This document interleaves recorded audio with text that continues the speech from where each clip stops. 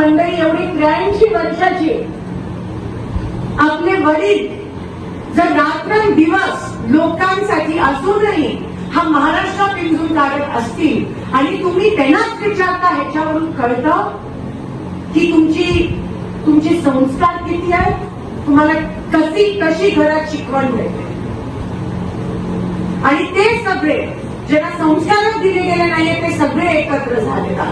तुम्ही बघू शकता माझ्या विरोधात जे उभे राहिले, ज्याला तुम्ही पार्सल वगैरे म्हणता, मला काय म्हणायचं नाहीये, ते देखील काही दिवसापासून शिंदे साहेबांबद्दल बोलत आहेत. चेतन भाऊनी बरोबर उत्तर दिलं त्या ठिकाणी. अरे भिडायचं तर माझ्याशी भेट ना, मी उभी आहे ना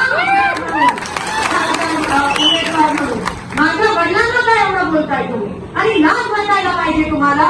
ज्या माणसांनी संघर्ष केला, तुमची पावती नकोय, सगळं सोलापूरला माहितीये की या माणसाचा संघर्ष काय ते. तुम्ही कोण येऊन आम्हाला सांगता?